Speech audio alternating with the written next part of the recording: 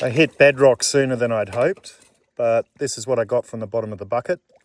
It was about 2/3 of a pan. It's fairly promising, but I'd still prefer a little higher speck count.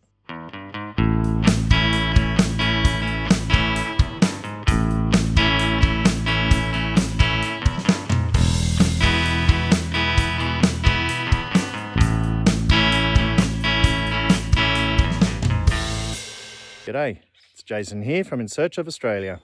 In this episode, I'm at the Winburndale Rivulet at the Harold Cranston Bridge crossing. It's a two-parter where the first day I came here, I just sort of tested it out, had a look around, and the second day, which is now, I really go for it. Coming down just next to the bridge, you can see there's been some very, very busy beavers. Looks like none of them return their rocks though. It seems to go all the way down. And a lot of the bank eaten out as well. I'm going to take this as a sign that there is in fact gold here. To go that hard and put in that effort means that there must have been something. So I took a punt and thought the wider body of water here might not have been touched as much as the crevices. So I just dug downstream from this bit of bedrock.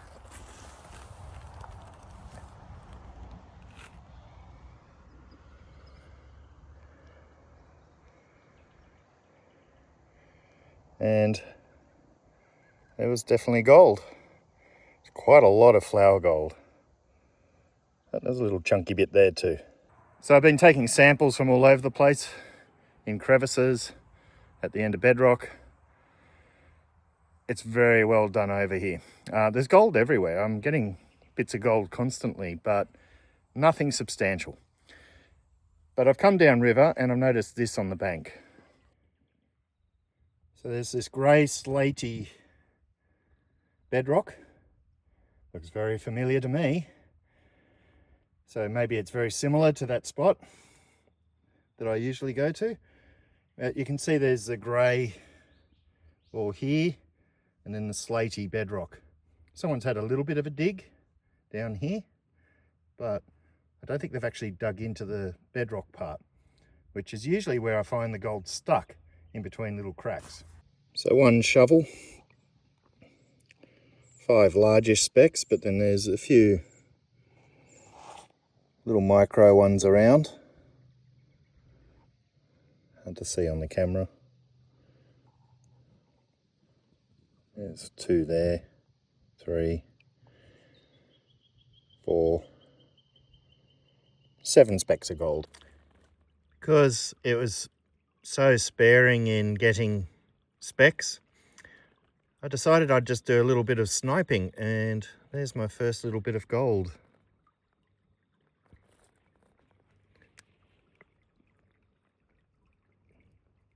Just there. This little area had buckshot, which of course means it could have gold as well. If I zoom out, it's a very shallow crevice. But you can get gold in these sorts of areas as well. This is often missed. So there's signs of gold, not a lot. I'm not sure what's further down.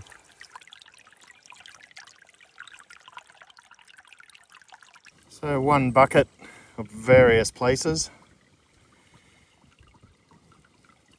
It's there. Still haven't found a good concentration yet.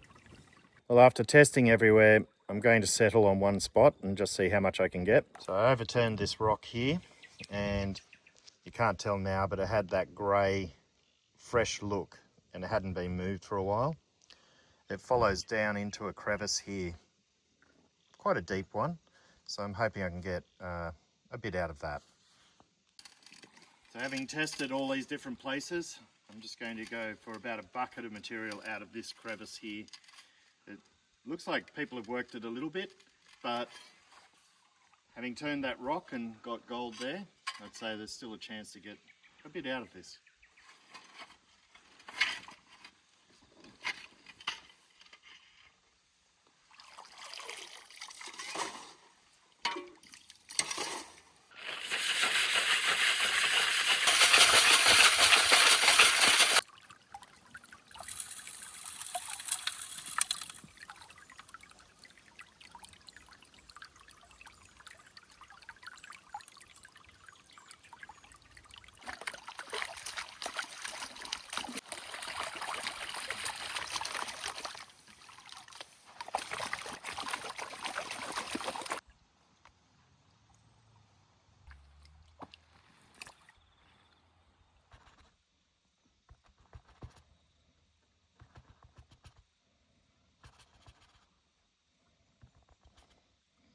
Winburndale Rivulet definitely has gold.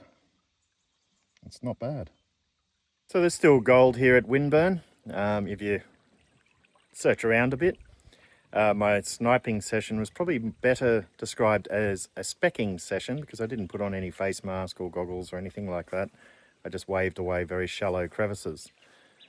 But I have to say, for sniping, this looks amazing if it had a really good flow. I imagine it would be really fruitful. Use all my weight, this wiggle is, I can't do it the same way with that one. It's better for my back though.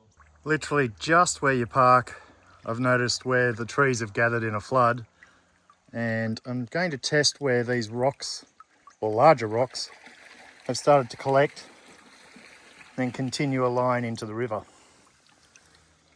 So I'll just dig here. I hit bedrock sooner than I'd hoped, but this is what I got from the bottom of the bucket. It was about 2/3 of a pan. It's fairly promising, but I'd still prefer a little higher spec count.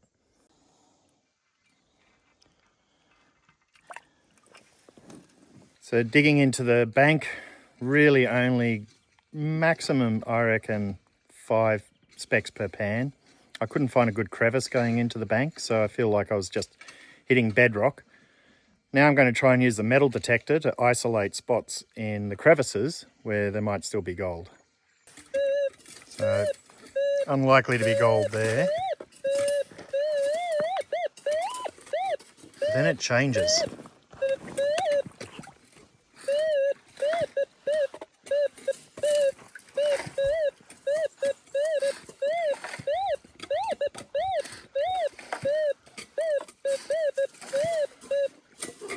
So we'll change to the gold setting.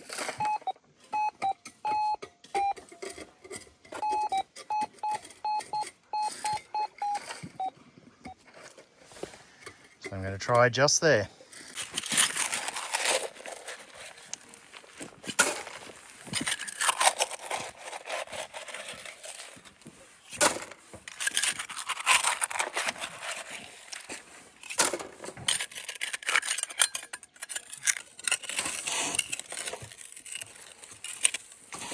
Feels like there's a bit of bedrock, like crevice here.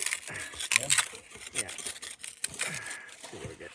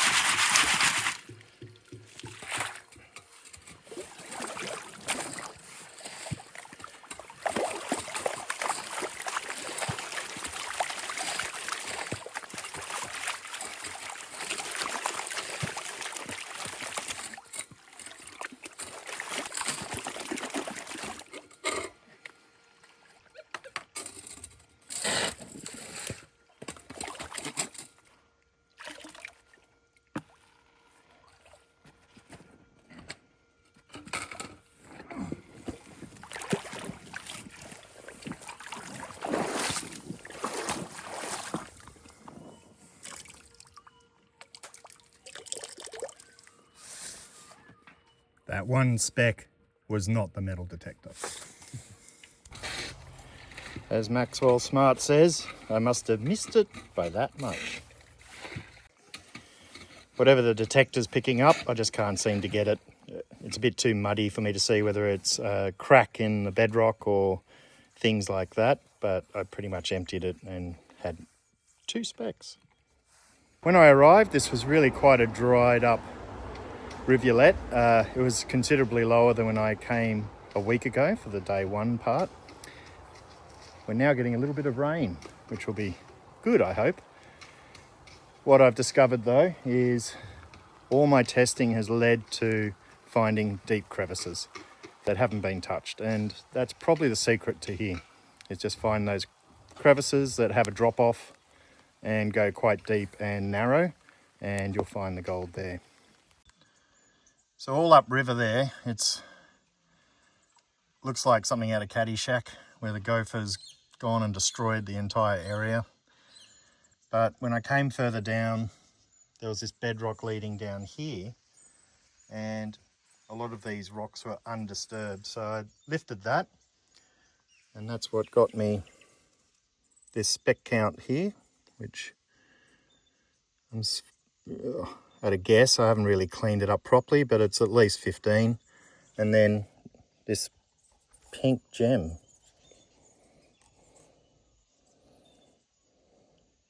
So after hours of testing, I've finally settled on this place here, which looks like it hasn't been beaten to death.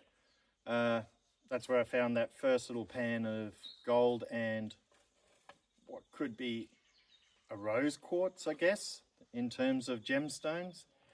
I have to do a test to find out. But I'm going to keep working just in this area here where there's a whole lot of compacted material just after the bedrock.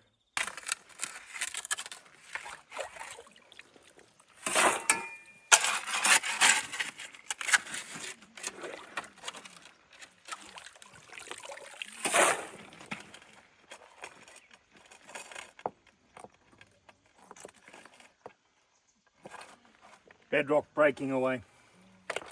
Very good sign.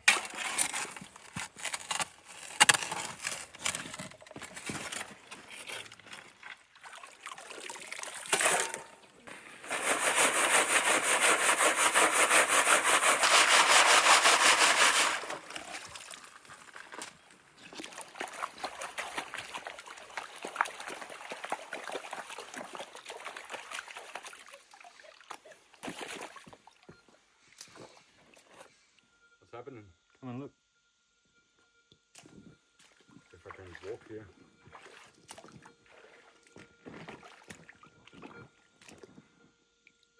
Ooh, yes, it's a nice flake, man. Yeah. I just stopped because sitting right at the top there, it's a nice flake of gold. It's good to be careful and watch what's happening in your pan. So these are the sorts of pans you want. This was probably about half a pan of material. I'm going to try yabby pumping the rest of this. The problem with the yabby pump is you sort of want whatever you're going to put it in as close to the yabby pump as possible, but I also want to sieve it. To lift from here to here is way too high. So what I'm going to do is I'm going to pump up into the pan, and then I'll tip the pan into the sieve, and then I can classify it there and have easier gravel to pan.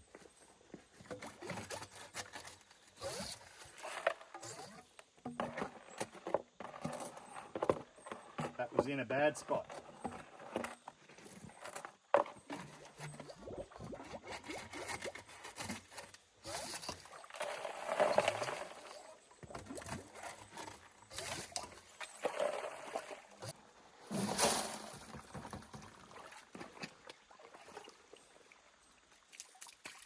Always interested to see what's at the bottom.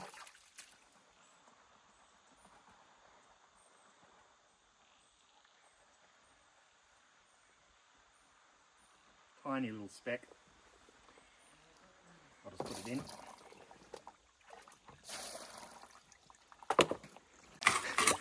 Marco here is angry Fossicking because he couldn't snipe. But one thing I have to point out is this is worse than when I came here the first time. And that was only a week ago. People have really been ripping into it. I imagine it's something to do with the public holidays, but it's pretty major. So Marco is here. Got more than I did, I believe, with extra buckshot. One of the nice things I found was this little specimen. It's quite tiny, I have to say. I'm zoomed in a lot, but you can see the nice gold portions poking out of the quartz there. The other odd things that I found were these gemstones. Now, I haven't tested them yet. They could be like a rose quartz, I guess, but they strike me as zircon. And I haven't heard of zircon being in this particular area. I've left the pan this way because I went to leave it dry, and you'll notice all the rust around. So there's quite a lot of iron in this area. And I think that makes it that you really do need to ground the metal detectors to make them worthwhile. But then the gold is varied. There's quite a bit there, and it goes down to these tiny, tiny specks. There's probably even smaller ones that aren't in focus, to these sort of flaky bits and even chunkier sort of picker styles. So there's gold there. It is really hit and miss. I think it's a lot to do with the area being hit really hard by people. It's a shame to see that it wasn't returned to its original appearance and everything was just left up. So sometimes greed just overpowers people, I guess. I hope you enjoyed, and that's the Winburndale Rivulet.